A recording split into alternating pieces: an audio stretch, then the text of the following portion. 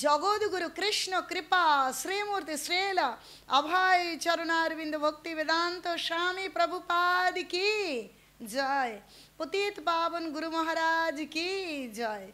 अनंत कोटि वैष्णव वृंद की जय। ऊर्जा व्रत की जय। निताई गौर प्रेमानंदे हरि हरि बोल।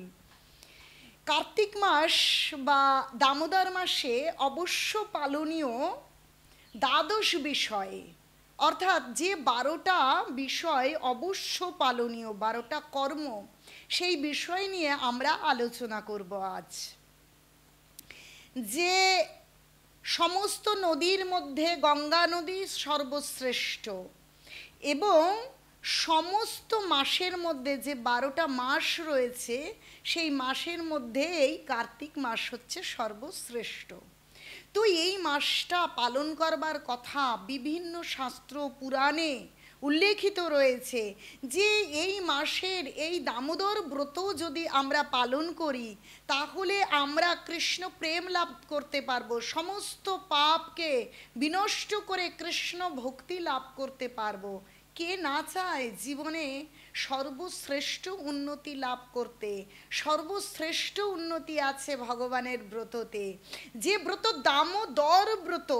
ছোট্ট কৃষ্ণ যার নাম দামোদর, আপনারা সকলেই কম বেশি জানেন কেন কৃষ্ণকে দামোদর বলা হয়েছে। দাম মানে দড়ি আর উদর মানে কোমর। যে কোমরে যশোদা মা তার বাৎসল্য প্রেমে কৃষ্ণকে বন্ধন করেছিল, সারা জগৎবাসী ভাবতে পারেন যে সেই ছোট্ট কৃষ্ণ যাকে মা দড়ি দিয়ে কোমরে বেঁধেছিল সে কি সত্যি অনাদির আদি গোবিন্দ? যে কৃষ্ণকে যশোদা মা ছোট্ট একটা লাঠি নিয়ে ভয় দেখিয়েছে আর সে ভয়ে ক্রন্দন করেছে, এই কৃষ্ণ কি ভগবান? যে ভগবানকে কালো, যার ভয়ে ভীত সন্ত্রস্ত, আর সেই কৃষ্ণ কিনা মায়ের হাতে ছোট্ট লাঠি দেখে ক্রন্দন করছে এবং ভয়ে ভীত সন্ত্রস্ত, তিনি কি করে ভগবান হতে পারেন? না, তিনি ভগবান অনাদির আদি গোবিন্দ। তিনি বাৎসল্য প্রেমে মা যশোদাকে কৃপা করে তার দড়িতে নিজেকে বন্ধনরত করেছেন, সেটা তার কৃপা, তিনি কৃপা করেছেন। কিন্তু তিনি ভগবান বলছে সমাজের এবং শ্রেষ্ঠ ব্যক্তি যে কাজটা করেন সেটা সাধারণ মানুষ মেনে নেন বা সাধারণ মানুষ তাকে অনুকরণ বা অনুসরণ করেন। এই যে দামোদর ব্রততে যে দামোদর অষ্টকম আমরা পাঠ করি, সেই দামোদর অষ্টকম লেখা সত্যব্রত মুনির, যিনি আমাদেরকে জানিয়েছেন যে এই কোনো সাধারণ শিশু নন, যাকে প্রথমেই তিনি প্রণাম জানিয়েছেন, নমামি ঈশ্বরম সচ্চিদানন্দ রূপম লসৎকুণ্ডলং গোকুলে ভাজমানম। দেখুন, তিনি প্রথমেই প্রণাম জানিয়েছেন এবং মা যশোদা তাকে দড়ি দিয়ে বন্ধন করেছেন। তো সেই অনাদির আদি গোবিন্দ দামোদরের প্রিয় এই মাস, এই মাসের যে এইরকম নামকরণ হলো তার কারণটা কি আমরা আগে জেনে নিই। তার কারণ হচ্ছে এই কার্তিক মাস বা এই দামোদর মাসের নামকরণ এসেছে অতি প্রিয় ভগবানের লাদিনী শক্তি শ্রীমতী রাধারানীর কাছ থেকে। শ্রীমতী রাধারানীর মায়ের নাম কীর্তিদা, আর তাই শ্রীমতীর আরেক নাম হচ্ছে কার্তিকা। কীর্তিদা তার মায়ের নাম, তার নাম কার্তিকা। আর তার নাম থেকে, কারণ রাধারানী কৃষ্ণের প্রিয় লাদিনী শক্তি, তাই তিনি এই মাসের নাম রাখলেন কার্তিক। এবং এই কার্তিক মাসে দামবন্ধন লীলা হলো বলে এই মাসের নাম হলো দামোদর মাস। তো এই দামোদর মাসে আমরা যদি এই মাসটা পালন করি তাহলে ভগবানের কৃপা লাভ করতে পারবো এবং ভালো কর্ম করলে, ভগবানের সেবা কর্ম করলে, আমরা ভগবানের সেবা করলে তার 1000 গুণ বেশি ফল পেতে পারি। একটা কাজ করলে তার 1000 গুণ ফল আমরা লাভ করতে পারবো। তাহলে আমাদের অবশ্যই করা প্রয়োজন। সেই অবশ্য পালনীয় কর্তব্য সম্পর্কে 12টা কর্তব্য সম্পর্কে আমরা আলোচনা করব। কেনই এত আলোচনা, কেন এত গুরুত্ব আরোপ? কারণ ভালো করে ভেবে দেখুন, একটা কর্ম করলে তার 1000 গুণ ফল লাভ হবে। এখন আমরা ভগবানের সেবার যদি একটা কাজ করি তাতে 1000 ফল লাভ হবে, কিন্তু এই পবিত্র মাস ঊর্জা ব্রত, দামোদর ব্রত, কিন্তু এই ব্রত মাসে যদি একটা খারাপ কর্ম, একটা বিকর্ম আমরা করি, তাহলে চিন্তা করে দেখুন তার 1000 গুণ ফল হবে। আর যারা মুনি, যারা ঋষি, যারা প্রকৃত সাধু, তারাই এই জগতের প্রকৃত উপকার সাধন করেন। তাই দেখুন সত্যব্রত মুনি এই নমামীশ্বরম, এই দামোদর অষ্টকম লিখেছেন। তার মানে যদি আমরা বোঝার চেষ্টা করি, আমরা গুরুত্ব বুঝতে পারবো যে কতটা গুরুত্ব রয়েছে।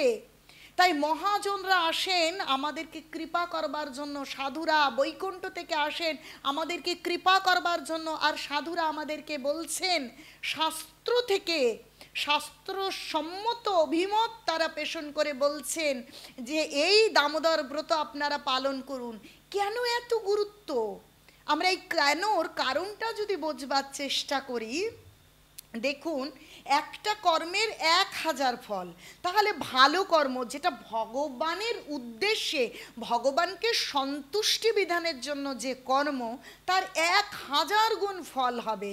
তাহলে সেখানে আমরা যদি কোনো খারাপ কর্ম করি, যে কর্মগুলো শাস্ত্র অনুমোদন করে না, যে কর্ম অন্যকে কষ্ট প্রদান করে, নিজের মঙ্গল হয় না, জগতের মঙ্গল হয় না, সেই রকম কর্ম করি, তাহলে তার 1000 গুণ ফল পাবো। আর আমাদের এই মানব জীবন ব্যর্থ হয়ে যাবে।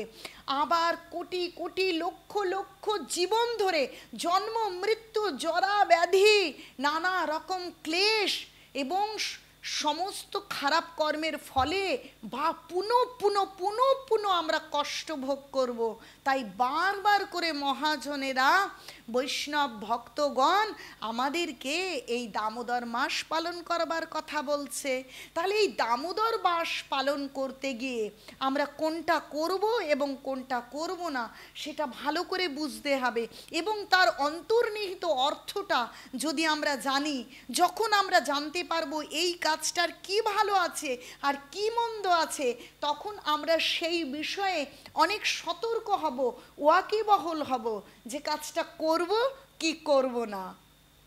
তাহলে দামোদর মাসে যে দ্বাদশ বিষয় পালনীয়, তার প্রথম এবং শ্রেষ্ঠ যে ভগবান দামোদরকে দীপ প্রদান করুন। কি দীপ প্রদান করবেন? ঘিয়ে ভিজিয়ে দীপ প্রদান করুন ভগবানকে। যেমন করে পারেন, নিয়ম আছে যে ভগবানের দামোদরের চরণে 4 বার, নাভিতে 2 বার, মুখমণ্ডলে 3 বার, সর্বাঙ্গে 7 বার আপনি ভগবানকে দীপদান করুন। কিন্তু যদি কেউ এই নিয়মের অন্যথাও করে, সে যেমনটা পারে তো তেমন করেই দীপদান করে, তাতেও ফল হবে। সে বিষয় আপনাদের আমি বুঝিয়ে বলবো। কিন্তু অবশ্য দীপ প্রদান করতে হবে ভগবানকে। আর দীপ প্রদান করলে শুধু যে নিজের মঙ্গল হবে তা নয়, যত পূর্বপুরুষ তারা নরকে আছে না অধোগতি প্রাপ্ত হয়েছে, কোথায় গিয়েছে আমরা জানি না, সেই পূর্বপুরুষের পর্যন্ত মঙ্গল সাধন হবে যদি আপনি ভগবানকে প্রদীপ নিবেদন করেন।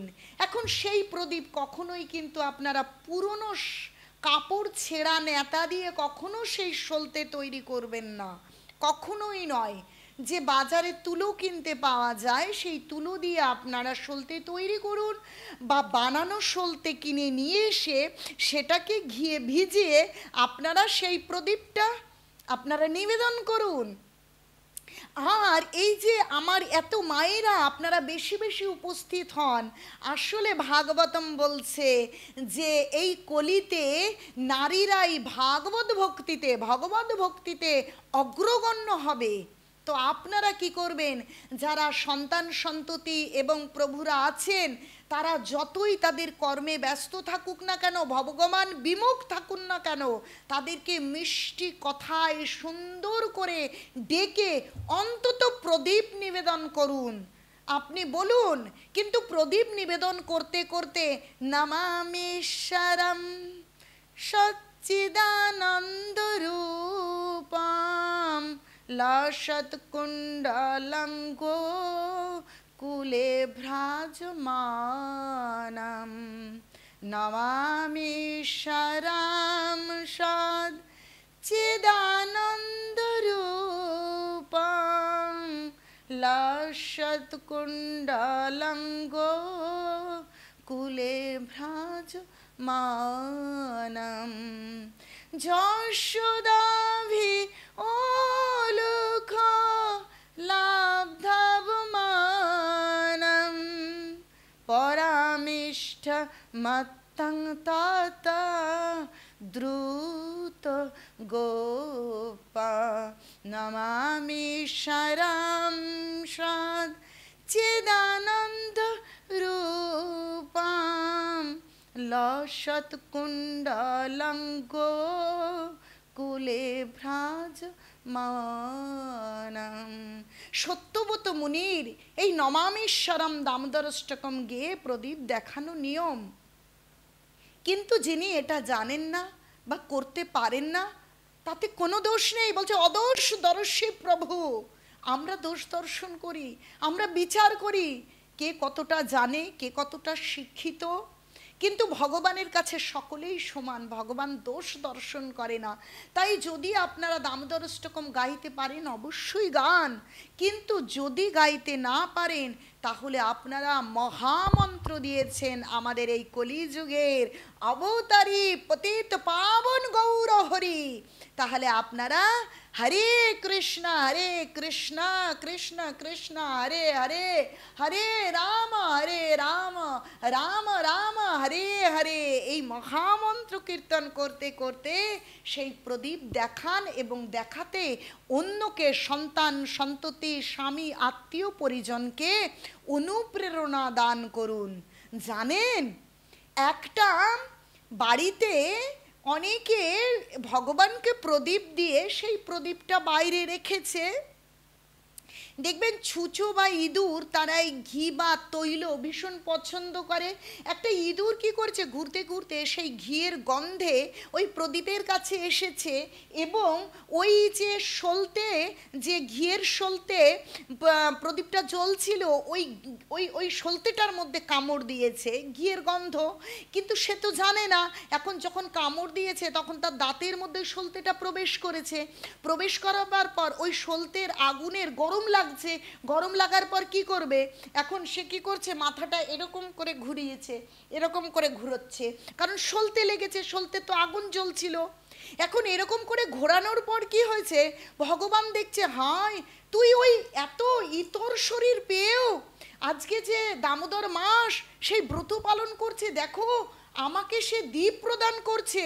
তক্ষুনি তার ওই ইঁদুর শরীর নষ্ট হয়ে গিয়ে দিব্য শরীর পেলেন এবং ভগবান রথ পাঠালেন, তিনি কি তার ভগবৎ প্রাপ্তি ঘটল। তাহলে দেখুন ভগবান কেমন অদর্শদর্শী প্রভু। আমরা দেখতে পাই না কার জন্য কখন রথ আসে, কে কখন এই মানব শরীর ছেড়ে বা কোনো পশু পাখি কীট পতঙ্গ শরীর ছেড়ে কে কখন দিব্য চিন্ময় শরীর পাচ্ছে, কে কখন ভগবানকে লাভ করছে, আমরা বুঝতে পারি না। কিন্তু ভগবান অদর্শদর্শী, ভগবান দোষ দেখেন না যে সে ঘি খাবার জন্য সে ওই সলতেটাকে মুখে নিয়েছে, কিন্তু তিনি যে কোনোভাবে যে কোনো পরিস্থিতিতে ডান থেকে না বায়ে ঘুরিয়েছে, না বা থেকে ডানে, না 4 বার না 7 বার, কিছুই কিন্তু ঠিক নেই, কিন্তু তবু সে ঘুরিয়েছে, তাই ভগবান তাকে কৃপা করলেন। তাই আপনারা কেউ চিন্তা করবেন না আমরা নিয়ম করে পারলাম তো, আমরা তো শিক্ষিত নই, আমরা তো সঠিক মন্ত্র জানি না, এরকমটা চিন্তা করবেন না। আবাল বৃদ্ধ বনিতা, জাতি ধর্ম বর্ণ নির্বিশেষে যে যেখানে আছেন ভগবানের উদ্দেশ্যে প্রদীপ নিবেদন করুন আর এই মানব জীবনকে সার্থক করুন। আর এটাই দ্বাদশ অবশ্য পালনীয় কর্মের মধ্যে প্রথম। দ্বিতীয় কি আছে, যে অবশ্যই যেন ব্রহ্ম মুহূর্তে স্নান করি।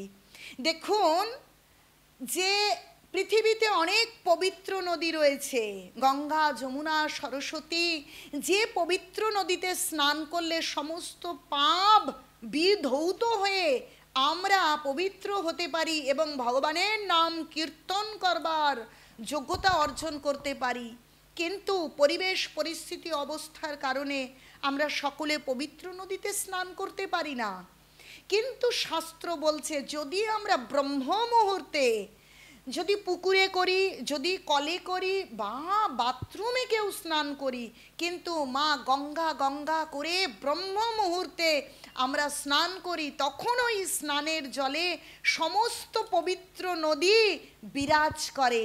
তাই আমাদের সমস্ত পবিত্র নদীতে স্নান করা হয়ে যায়। আমরা সকলে কলিযুগে রয়েছি। এই কলিযুগে থাকা মানে কি আপনারা বোঝেন? কালি গুলের কারখানা, কয়লার খনিতে কাজ করবার মতন। কয়লার খনিতে কাজ করব আর সাদা কাপড় সাদা থাকবে, তা কি হয়? কখনো হতে পারে না। তাই কলিযুগে আমরা রয়েছি। অনেক কলুষতা। কেমন সেই কলুষতা? যেমন এই বাতাসে সমস্ত রোগ জীবাণু ভাসমান হয়ে রয়েছে। আমাদের কান, আমাদের নাকের ছিদ্র, চোখ দিয়ে প্রতি মুহূর্তে সমস্ত রোগ জীবাণু আমাদের শরীরে প্রবেশ করছে। তেমনি সমস্ত কলুষতাই কলিযুগে আমাদের শরীর, আমাদের মন, আমাদের হৃদয়কে গ্রাস করছে। আমরা কি করে ভগবান উন্মুখ হব? আমরা ভগবান বিমুখ হয়ে আছি। আর যখন ভগবান বিমুখ হয়ে আছি, তখন এই মনুষ্য শরীরের সার্থকতা আমরা কখনোই লাভ করতে পারবো না। তাই আমাদের কর্তব্য অন্তত পবিত্র হয়ে ভগবানের নাম জপ করা, ভগবানকে দর্শন করা, অন্তত এই মাসটায় ভগবানকে প্রদীপ নিবেদন করা। তাই সেই জন্য আমরা যেন ব্রহ্ম মুহূর্তে, অর্থাৎ অন্তত সূর্য ওঠার পূর্বে যেন সকলে স্নান করেন। অবশ্যই এই কার্যটা অন্তত এই মাসটা আপনারা করুন। আর যদি পুরো মাস কেউ না করতে পারেন, তবু শুরু তো করুন। আপনি শুরু করুন। যেমন যে 5-এ ভর্তি হয় তার জন্য পরের ক্লাস 6, তেমনি আপনি যতটা আগাবেন ততটাই আপনি এগিয়ে থাকবেন। এক বিন্দু আপনার নষ্ট হবে না। গীতায় ভগবান বলছে, নেহাভিক্রমনাশস্তি তাবায়ন বিদ্যতে স্বল্পমপি অশ্ব ধর্মস্য ত্রায়তে মহতে ভয়াত। যে অল্প পরিমাণে ভক্তিও নষ্ট হবে না। আপনি আজকে যদি শ্রবণ করেন, আজকে থেকে কালকেই আপনি ব্রহ্ম মুহূর্তে স্নান করতে শুরু করুন। যদি মনে হয় যে আমি পারছি না, চেষ্টা করুন। তবু যদি না পারেন, যদি 2 দিন, যদি 10 দিন, যদি 15 দিন, যদি 20 দিনও পারেন, সেই ফলটা আপনার চিরস্থায়ী থাকবে। ভগবানের যে যিনি হিসেব লেখেন, সেই চিত্রগুপ্তের খাতায় লেখা থাকবে, ইনি চেষ্টা করেছিলেন ব্রত পালন করবার জন্য, চেষ্টা করেছিলেন ব্রত মাসে ব্রহ্ম মুহূর্তে স্নান করবার জন্য। তাহলে আপনারা অবশ্যই সেটা করুন। আর হরিনাম জপ করুন। একজন মহারাজ, লোকনাথ স্বামী গুরু মহারাজ, তিনি প্রভুপাদ যখন মুষ্টিমেয় কিছু মহারাজকে নিয়ে বৃন্দাবনে গিয়েছেন দামোদর মাসে, তখন জিজ্ঞাসা করছেন, প্রভুপাদ এই দামোদর মাস কি করে পালন করব? বলছে, কি করে পালন করবে? হরিনাম জপ করে, হরিনাম করে এই দামোদর মাস পালন করবে। সমস্ত নিয়ম করলাম, কিন্তু যে কলিযুগের যুগধর্ম, হরের নাম হরের নাম হরের নাম ওইব কেবলম কলৌ নাস্তেব্য নাস্তেব্য গতির অন্যথা। সমস্ত কিছু করলাম, কিন্তু যেটা আসল মহা ঔষধ, সেই হরিনাম করলাম না, তাহলে কিন্তু ফল পাওয়া যাবে না। সর্বশ্রেষ্ঠ এই যুগে বলছে নামই শ্রেষ্ঠ। বলছে নাম বিনা নাহি আর কলিকালের ধর্ম। কলিকালে নাম বিনা নাহি আর ধর্ম। সর্বমন্ত্র সার নাম, এই শাস্ত্র মর্ম। কলিযুগে নাম ছাড়া কিন্তু ধর্ম নেই। তাই আপনাকে ধর্ম করতে গেলে অবশ্যই ভগবানের নাম করতে হবে।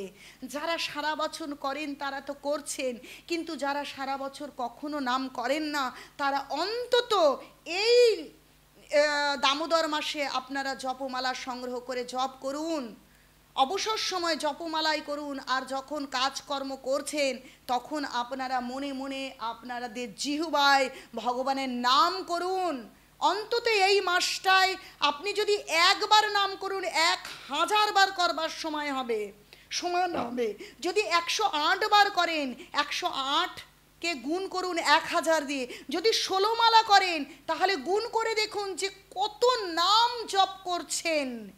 তাহলে আপনি এই কলিযুগে এই যুগে কতটা বেশি ফল পাবেন যদি আপনি দামোদর মাস পালন করেন। চিন্তা করে দেখুন। তাহলে অবশ্যই আপনারা হরিনাম জপ করুন, জপ করুন। যিনি আমিষ খাচ্ছেন, খাননি, দীক্ষা হয়েছে, দীক্ষা হয়নি, অশৌচ আছে, কোনো সমস্যা আছে, কোনো বিষয়ে, কারণ হরিনাম ভগবান, আর ভগবানের নামে কিসের ছুত? তিনি আমাদের হৃদয়ে রয়েছে পরমাত্মা রূপে। সমস্ত মনোধর্মকে দূরে সরিয়ে দিয়ে সকলে হরিনাম করুন আর এই মানব জীবনকে সার্থক করুন। নিতাই গৌর প্রেমানন্দে, হরি হরি বল। চতুর্থ নিয়ম বলবো, আপনারা সকালে ব্রহ্ম মুহূর্তে ঘুম থেকে ওঠার পর মঙ্গল আরতি করুন। মঙ্গল আরতির করবার পর ভগবানের নাম জপ করুন। আর যদি সম্ভব হয় নগর সংকীর্তনে বেরিয়ে পড়ুন। নগর সংকীর্তন বলছি, একা একা করলে জপ হয়, যখন 10-12 জন, যখন 5-10 জন মিলে একসঙ্গে উচ্চস্বরে ভগবানের নাম হয়, তখন আর সংকীর্তন, নগরে নগরে সংকীর্তন করুন। কারণ গৌরাঙ্গ মহাপ্রভু আর হরিদাস ঠাকুর, নামাচার্য হরিদাস ঠাকুর যখন কথোপকথন হচ্ছে যে এই জগৎ উদ্ধার লাভ করবে কি করে, হরিদাস ঠাকুর হচ্ছেন নামাচার্য, কি বলেছিলেন জানেন? পশু পাখি কীটাদি বলিতে না পারে, হরিনাম শুনিলে সব জীব উদ্ধারিতে পারে। অতএব উচ্চ করি কীর্তন করিলে শতগুণ ফল হয়, সর্বশাস্ত্রে বলে। তাহলে ভাবুন, যে ভগবানের নাম জপ করলে 1000 গুণ ফল হবে, আবার যদি উচ্চস্বরে আপনি করেন তাতে 100 গুণ। তাহলে 1000-এর সঙ্গে 100 গুণ করুন, কত হবে? 10,000, তাই তো? হ্যাঁ, 1000-এর সঙ্গে যদি আরও 100 গুণ করে দেন তাহলে দেখুন নগর সংকীর্তনের কত ফল হবে। নগর সংকীর্তনে বেরোলে সকলে দুবাহু তুলে নৃত্য করে এলে দুলে ভগবানের নাম করছে। যদি ভগবানের নাম ভগবানের সন্তুষ্টি বিধানের জন্য নৃত্য হয়, ভগবানের জন্য আনন্দে এই অঙ্গ প্রত্যঙ্গ যদি দোদুল্যমান হয়, তাহলে গৌর হরি সন্তুষ্ট হয়। আর গৌর হরি সন্তুষ্ট হলে এই জীবনের যে শ্রেষ্ঠ উদ্দেশ্য কৃষ্ণ প্রেম ভক্তি লাভ করা, সেই কৃষ্ণ প্রেম ভক্তি লাভ হয়। হে জগৎবাসী, জেগে ওঠো, হরিনামের জোয়ারে নিজেকে ভাসিয়ে দাও আর এই জীবন সার্থক করো। নিতাই গৌর প্রেমানন্দে, হরি হরি বল। তো যদি সম্ভব হয় নগর সংকীর্তন করুন। আর পঞ্চম অবশ্য পালনীয় কি আছে? তুলসী সেবা। বলছে কৃষ্ণ প্রেয়সী তুলসী, কৃষ্ণের এত প্রিয় সেই তুলসী কখনো কৃষ্ণের চরণ থেকেই নড়ে না, সব সময় ভগবানের চরণে থাকে। কত ভাগ্য তুলসী মহারানীর। আর সেই তুলসী মহারানীর সেবা করলে ভগবান বলছে আমার থেকে আমার নাম বড়, নামের থেকে আমার ভক্ত বড়। তাহলে সে কত বড় ভক্ত যে ভগবানের চরণ থেকে তুলসী কখনো অন্য কোথাও যান না। তাহলে তুলসী সেবা করুন, মা তুলসীকে জল দান করুন, পরিক্রমা করুন আর তুলসী বৃক্ষ রোপণ করুন। তাহলে তুলসীর সন্ধ্যায় এবং সকালে তুলসী প্রদক্ষিণ করুন, তুলসী আরতি কীর্তন করুন। 6 নম্বর যে পালনীয় বিষয় সেটা শাস্ত্র অধ্যয়ন করুন। গীতা, ভাগবতম, লীলা পুরুষোত্তম শ্রীকৃষ্ণ অধ্যয়ন করুন। ভাগবতমে কত ভগবানের লীলা রয়েছে, দামোদর লীলা, গজেন্দ্র মোক্ষণ লীলা, লীলাই লীলা অধ্যয়ন করুন। ওই জড়জাগতিক টিভি সিরিয়াল সিনেমা যে বিষয় দেখেই মনটা বিষাক্ত হয়ে যায়, বিষণ্ণ হয়ে যায়, ওই দুঃখের জগতে প্রবেশ না করে ভগবানের লীলা শ্রবণ করুন। ভগবানের লীলা শ্রবণ করলে সেই লীলা স্মরণ করুন, শুনে আসুন, আর সেই শুনে শুনে সেই যেটা শুনে এসেছেন সেটাকে স্মরণ করুন, আর নিজের দিনচর্যার যা কাজকর্ম আছে তা করুন। ভাগবতম বলছে যে শৃণতং সকথা কৃষ্ণ পুণ্য শ্রবণ কীর্তন হৃদয় অন্তস্থ অভাদ্রাণি বিধুনতি সুরিত শতাম। যে অবশ্য পালনীয়, অবশ্য কর্তব্য ভগবানের নাম এবং ভগবানের কথা শ্রবণ, এবং সর্বত্র সমস্ত সময় ভগবানের লীলাকে স্মরণ। তাই আপনারা গীতা ভাগবতম অধ্যয়ন করুন, যদি অধ্যয়ন না করতে পারুন শ্রবণ করুন। আর আজ ডিজিটাল যুগ, আপনারা ফোনে ইউটিউবে শ্রবণ করুন ভগবানের কথা, সুন্দর জীবন যাপন করুন। 7ম বিষয় বৈষ্ণব সেবা দিন। বৈষ্ণব সেবা বলছে গৃহস্থের ধর্ম হয় কি? নাম, হরিনাম সংকীর্তন, বৈষ্ণব সেবা। তো আপনারা বৈষ্ণব সেবা দিন।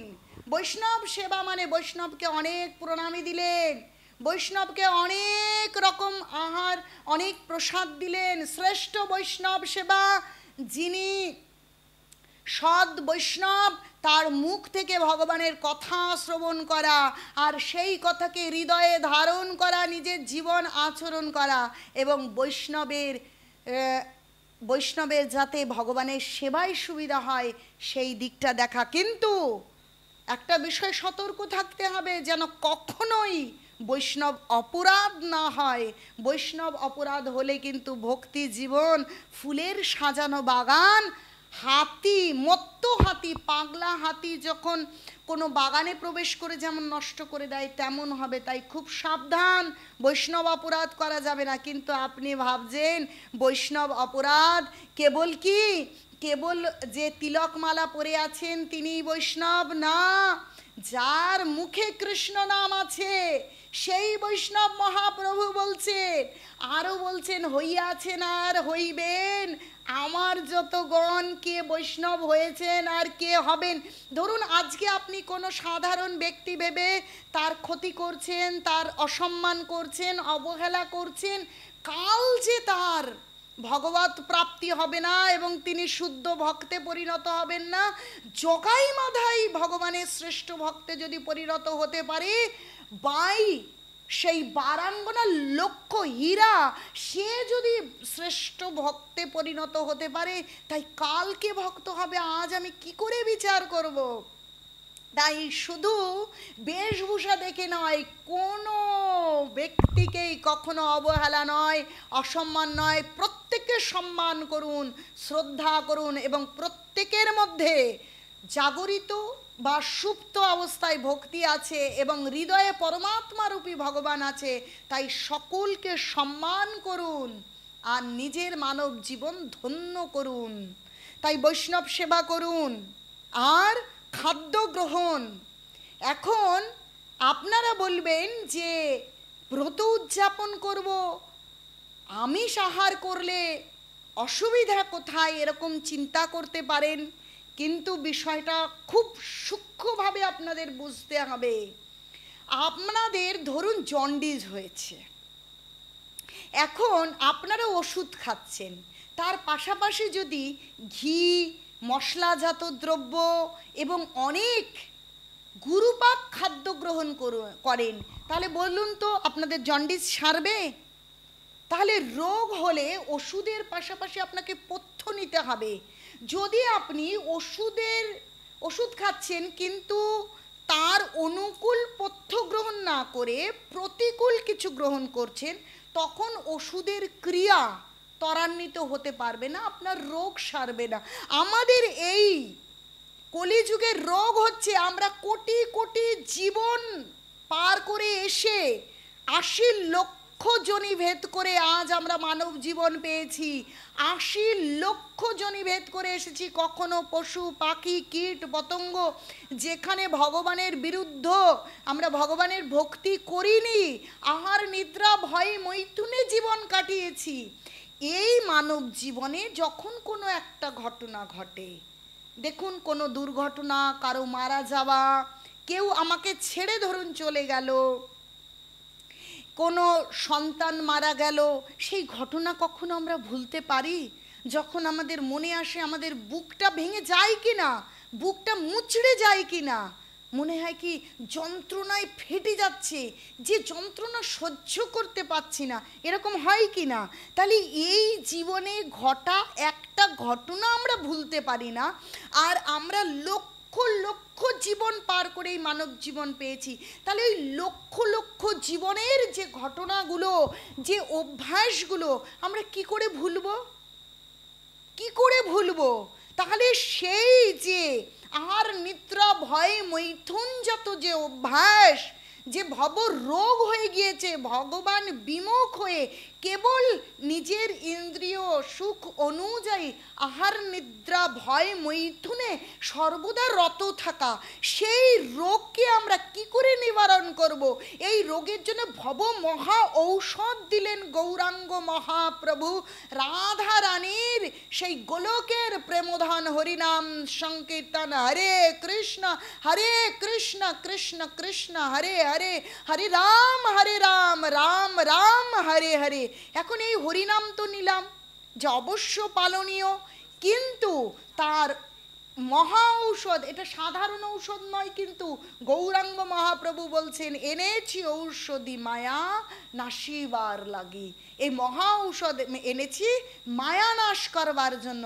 কিন্তু পথ্য যদি আমরা এর প্রতিকূল গ্রহণ করি, তাহলে তো এর ক্রিয়া খুব আস্তে আস্তে হবে। তাই অতি দ্রুত ওষুধকে কার্য করবার জন্য আমাদের অনুকূল আহার্য গ্রহণ করতে হবে। তাই শুধুমাত্র এই একটা মাস, যারা সারা বছর পারছেন না, তারা আপনারা নিরামিষ গ্রহণ করুন, আর সম্ভব হলে কৃষ্ণ প্রসাদ গ্রহণ করুন। কৃষ্ণ প্রসাদ মানে অমৃত। বলছে যে সমুদ্র মন্থন হয়েছিল, সেই মন্থনে কি হয়েছিল, যে বিষ গরল এবং অমৃত এসেছিল, সেই অমৃত যারা গ্রহণ করেছিল, যে তারা কখনো মরবে না, তাদের জীবন অমৃতময় হবে। তাহলে চিন্তা করুন, এই কলিযুগে সেই অমৃতটা কি আপনারা জানেন? কৃষ্ণ ভাবনা রূপ অমৃত। তাহলে সেই অমৃতকে গ্রহণ করতে হবে। অমৃতকে যে গ্রহণ করে নয় মৃত, তার মৃত্যু হয় না। বাইরে থেকে ওরকম দেখা যায় শরীর নষ্ট হচ্ছে, কিন্তু শরীর নষ্ট হয়ে যাওয়ার পর দিব্য চিন্ময় শরীর লাভ করে যে ভগবানের ধাম, ভগবানের চরম লাভ করে, সাধারণ জড়জাগতিক মানুষ সেটা দর্শন করতে পারছে না বলে আমরা বুঝতে পারছি না যে বিষয়টা কি। সেরকম নয়, প্রকৃত সত্য বিষয়। তাই আপনারা কৃষ্ণ প্রসাদ গ্রহণ করুন, নিরামিষ খান, কিন্তু নিরামিষ খাবারটা যদি আপনি তুলসী পাতা দিয়ে ভগবানকে নিবেদন করেন, তাহলে 2 মিনিটে সেটা সাধারণ খাবার থেকে অমৃতের ফল প্রদান করবে আপনাদের। অমৃত খান। তাহলে যদি আপনারা না পারেন, অন্তত শুরু করুন, যে কাল থেকেই আমরা প্রসাদ পেয়ে তো দেখি। প্রসাদ পেয়ে যদি আপনারা মনে হয় পারছেন না, তখন ছেড়ে দেবেন, কিন্তু তবু শুরু করুন। এমন তো হতে পারে সচ্চিদানন্দ, সেই আনন্দের আধার কৃষ্ণ এমন অমৃত আপনাকে দিল যে চিরজীবনের জন্য আপনার জীবন থেকে সমস্ত কলুষতা ধুয়ে চলে গেল। সেটা যদি না হতো, এই অধম মেয়েটা কি করে ভগবানের নাম করতে পারছে? আপনারা মনে করতে পারেন আমার যোগ্যতায় আমি করছি, একদম নয়। আমার মতন অধম পাপী এ জগতে আর দুটো আছে কিনা আমি জানি না, কিন্তু কি করে ভগবানের নাম করছি? ভগবান এবং ভক্ত বৈষ্ণবের কৃপা, আমার কোনো যোগ্যতা নেই। তাই হয়তো আপনারা ভগবানের প্রসাদ পেতে গিয়ে ভগবান এমন কৃপা করবেন যে আপনাদের জীবন থেকে সমস্ত কলুষতা চলে গিয়ে আপনারা তখন সেই পাঁচতলায় থাকলেও আনন্দ, গাছতলায় থাকলেও আনন্দ, এমন চিন্ময় আনন্দের সাগরে সন্তরণ করবেন, এমন তো হতে পারে। আর যদি না পারবেন তখন নষ্ট করবেন, কিন্তু শুরু তো করুন, ভগবানের প্রসাদ তো খান। যাদের আর্থিক অবস্থা খারাপ তারা বলবে আমাদের তো বাসন নেই। কারণ আমি অনেক শিডিউল ট্রাইব, আদিবাসী অধ্যুষিত অঞ্চলে গীতার ক্লাস করতে যাই, তো সেখানের মানুষ অনেক আর্থিক দুরবস্থার মানুষ আছে যারা নতুন বাসন ক্রয় করতে পারবেন না। কি করবেন বলছি, যারা ক্রয় করতে পারবেন তারা কিন্তু এটা করবেন না। যাদের সত্যি সামর্থ্য নেই, ওই বাসনগুলোকে ভালো করে মেজে ফেলুন, ভালো করে মেজে ফেলে সেটাকে গোবর দিয়ে ভালো করে আবার ঘষে নিন। বলছি এই জগতে বেদ বলছে যে বিষ্ঠা সর্বত্র সেটা অপবিত্র বিষয়, কিন্তু একমাত্র গোমাতা, সেই গো যে গাভী এবং গোমাতার যে বিষ্ঠা, গরুর যে বিষ্ঠা, সেই গোমূত্র বা গোময় সব থেকে পবিত্র। তাই দিয়ে একবার মেজে নিন, তারপর আবার সার্ফ বা সাবান নিয়ে মেজে নিন, তারপর তাতে ঘিয়ের প্রলেপ দিন, দিয়ে তাকে আগুনে সেঁকে নিন, তারপর তাতে রান্না করুন। মাছ, মাংস, পেঁয়াজ, রসুন, ডিম, মুসুর ডাল, সরিষার তেল আর মাসকালাই বর্জন করে রান্ধন করুন। তুলসী পাতা দিয়ে ভগবানকে নিবেদন করুন। মনে করবেন আমরা কি ভোগ লাগাতে পারবো? আমরা তো আমিষ খাই, আমরা তো কোনো নিয়ম করি না, আমাদের তো দীক্ষা নেই। ভগবান গীতায় বলছেন পত্রং পুষ্পম ফলম তয়াম যৌমে ভক্তা প্রযোচ্যতি তাদহং ভক্ত প্রহিতমাস্নামি প্রযত আত্মন। ভগবান বলছেন পাতা, ফুল, ফল, জল তুমি ভক্তি আপ্লুত চিত্তে প্রীতি সহকারে আমাকে নিবেদন করো, আমি গ্রহণ করি। সেখানে কি ভগবান বলেছেন আপনার দীক্ষা হয়নি? ভগবান কি বলেছেন আপনি নারী দিতে পারবেন না? ভগবান কি বলেছেন আপনি নিরামিষ খান না, আপনি দিতে পারবেন না? বলেছে ভক্তি আপ্লুত চিত্তে প্রীতি সহকারে তুমি যদি আমাকে দাও আমি তা গ্রহণ করি। তাই আপনি সেই আনন্দের পুত্র কন্যা, তাই সমস্ত হীনমন্যতাকে পিছনে ফেলে আপনি রন্ধন করুন, সবজি বানান, আপনি ফল তৈরি বানান এবং মিষ্টিজাত যা আপনার সামর্থ্য আছে, এমন নয় ষোড়শ উপচারে দিতে হবে, যা সামর্থ্য আছে তা আপনি জোগাড় করুন, তুলসী পাতা দিয়ে ভগবানকে নিবেদন করুন। আর কৃষ্ণ প্রসাদ পান, খাবার নয় অমৃত গ্রহণ করে অমৃত হয়ে যান, অমর হয়ে যান। অমর মানে এই শরীরটার মৃত্যু হবে এমন কোনো বিষয় নয়। অমর কে হতে পারে? যিনি ভগবানের সেই সচ্চিদ আনন্দ ঘন রূপ বিগ্রহের কমল চরণে আশ্রয় পায়, তিনিই অমর হতে পারেন। নচেত অমর হওয়ার কোনো মন্ত্র, কোনো ঔষধ এই যুগে তো এই ভূভারতে মর্তলোকে নেই। তাই আপনারা অমর হয়ে যান ভগবানের প্রসাদ গ্রহণ করে। হরে কৃষ্ণ, হরি বল। আপনারা অন্তত নিরামিষ মানে মাছ, মাংস, পেঁয়াজ, রসুন, ডিম, মুসুর ডাল, মাসকালাই আর সরিষার তেল, এই বিষয়টা সাধারণভাবে বর্জন করুন। আচ্ছা, নবম বিষয়, ব্রহ্মচর্য পালন করুন। যারা এখনো কুমার রয়েছে, বিবাহ হয়নি, কোনোভাবে কোনো আজে বাজে চিন্তা মাথায় নিয়ে এসে না, তোমাদের পা ধরে ধরে বলছি। আর যারা বিবাহিত গৃহস্থ জীবনে আছো, এই একটা মাস অন্তত ভগবানের চিন্তন, ভগবানের নামে আপনারা কাটিয়ে দিন, ব্রহ্মচর্য ব্রত পালন করুন। আর যদি আপনারা পারেন গো সেবা করুন। বাড়িতে যদি গো নাও থাকে, গাভী বৃষ নাও থাকে, যেখানে আছে সেখানে কিছু দান করুন বা গো মাতাকে সেবা দিন আপনারা। কারণ ভগবানের অতীব প্রিয় ব্রাহ্মণ এবং গোমাতা, শুদ্ধ ব্রাহ্মণ, এখন অবৈষ্ণব ব্রাহ্মণ নয়, কিন্তু ব্রাহ্মণ বৈষ্ণবকে আপনারা সেবা দিন আর গোমাতাকে সেবা দিন। সব থেকে ভালো হয় যদি প্রত্যেকে বাড়িতে একটা একটা করে গোমাতা বসেন, সন্তান তুল্য যত্ন করেন, তাহলে এই ভারতভূমি আবার যে সময় কৃষ্ণ এসেছিলেন, রামচন্দ্র এসেছিলেন, সেই রাম রাজ্য প্রতিষ্ঠা হবে। প্রত্যেকে যদি ওই রকম কুকুর বেড়ালকে ঘরে যত্ন করে চুমু না দিয়ে আপনারা গাভী মাতায় একটা গোমাতাকে যত্ন করেন প্রত্যেক বাড়িতে, যদি সম্ভব হয়, যারা শহরে রয়েছে, ফ্ল্যাট বাড়িতে রয়েছে, তাদের তো সম্ভব নয়, যাদের সম্ভব তারা অন্তত একটা করে গোমাতা যদি পোষেন, তাহলে এই জগৎ পবিত্র পবিত্র হয়ে যাবে।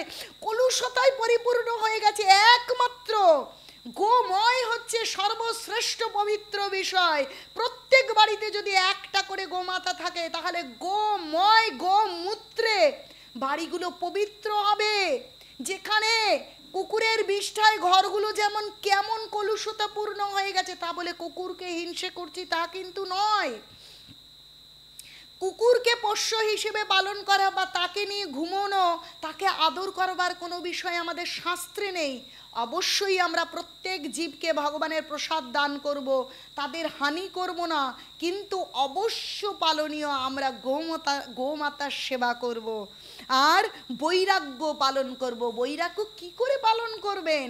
সাধারণভাবে বৈরাগ্য বলতে মহাজনেরা বোঝাচ্ছে যত রকমের আজে বাজে নেশা রয়েছে, চা পান বিড়ি মদ সিগারেট, যতটুকু সম্ভব আপনারা নেশা বর্জন করে একটা শুদ্ধ পবিত্রময় মুঠিত এই কটা দিন দামোদর ব্রতের দিনগুলো সেভাবে পালন করবার চেষ্টা করুন আর ধাম যাত্রা করুন।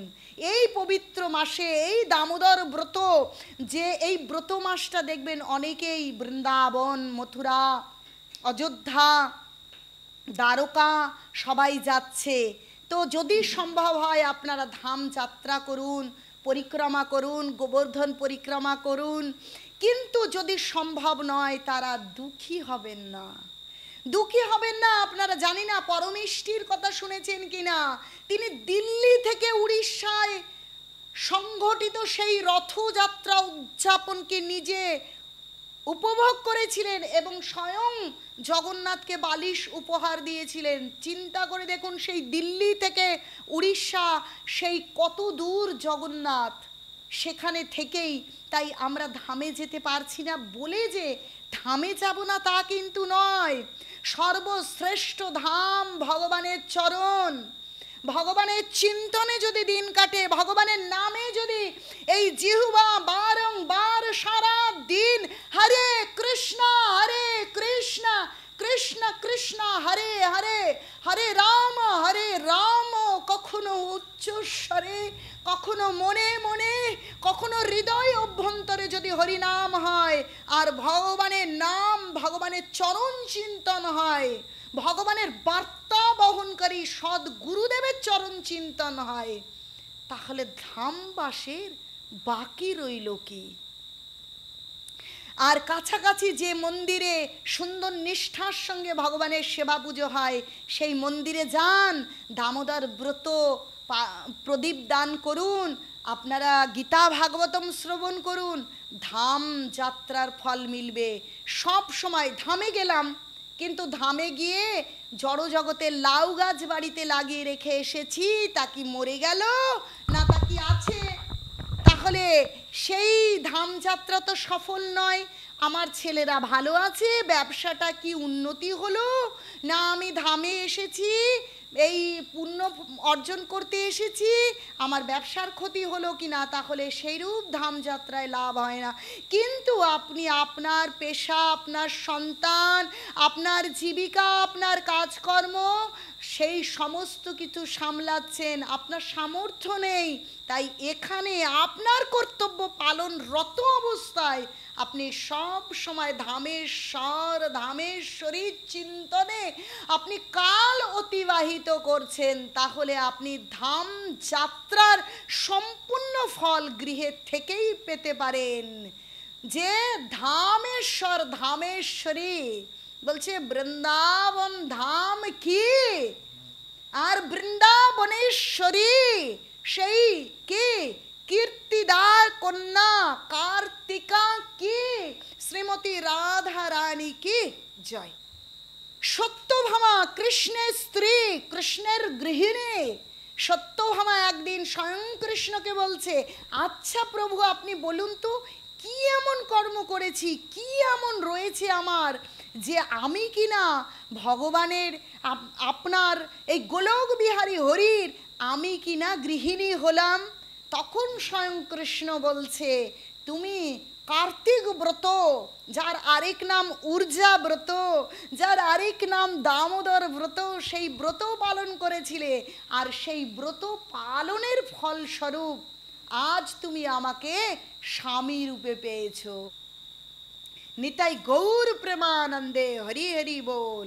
আপনারা সকলে এই যে বিষয়গুলো বললাম, এত সময় আলোচনা করলাম, এই বিষয়গুলো আপনারা পালন করুন। যদি মনে হয় দুদিন পারলেন, এই দুদিনে নেই, দুদিনের সঙ্গে 1000 গুণ করুন, সেই ফল পেয়ে যাবেন। আর যদি মনে হয় আমাদের তো এই বিষয়গুলো আমরা আগে জানিনি, দামোদর মাস আর মোটে 10 দিন আছে, 20 দিন আছে, বা আর 3 দিন আছে, যে যে সময় থেকে এই বিষয়টা জানছেন সে সেই মুহূর্ত থেকে দামোদর ব্রত পালন করুন, সেই সময় থেকে সেই ফল পেয়ে যাবেন আপনারা। হ্যাঁ, সেই সময় থেকে করুন, কোনো সমস্যার কারণ নেই। আর যদি কেউ মনে করেন যে আমার তো অসুজ আছে, আমি করতে পারবো না, অবশ্যই প্রদীপ দান করুন, ভগবানের নাম স্মরণ করুন অবশ্যই। কারণ ভগবানের নামে কোনো ক্ষতি হয় না, কোনো সমস্যা তৈরি হয় না। তাই আপনারা সকলে দামোদর ব্রত পালন করুন। আর কোনোভাবেই পাপ কর্ম করবেন না। 4টে পাপ কর্ম রয়েছে, পাপ কর্ম করলে তার 1000 গুণ ফল হবে। কি? দূতং পানং স্ত্রিয় সোনা যত্র অধর্ম চতুর্বিদা। দূতং মানে দুতকিরা, তাস পাশা জুয়া লটারি, পানং মানে পান বিড়ি মদ সিগারেট যত নেশার বস্তু আছে এই বিষয় গ্রহণ করবেন না। স্ত্রীও বিবাহ বহির্ভূত কোনো রকম যৌন সংসর্গ এড়িয়ে চলুন, করবেন না। আর সোনা মানে সোনা নয় কিন্তু, অলংকার নয়, সোনা মানে আমিষ আহার বর্জন করুন। তাহলে এই 4টে গুরুতর পাপ থেকে আপনারা নিজেদেরকে এই কার্তিক মাসে মুক্ত করুন, মুক্ত রাখুন। আর এই মানব জীবনের সার্থকতা অর্জন করুন, দুষ্প্রাপ্য এই মানব জীবনকে সার্থকতা দান করুন, ভগবানের চরণ লাভ করুন। নিতাই গৌর প্রেমানন্দে হরি হরি বল। আর এই ছোট্ট মেয়েটাকে কৃপা আশীর্বাদ দান করুন, যেন ভগবানের চরণে নিষ্ঠার সঙ্গে থাকতে পারি। আর তো চাইবার কিছু নেই। হরে কৃষ্ণ হরি বল। নিতাই গৌর প্রেমানন্দে। অনিচ্ছাকৃত ভুল ত্রুটি ক্ষমা করবেন। হরে কৃষ্ণ হরি বল।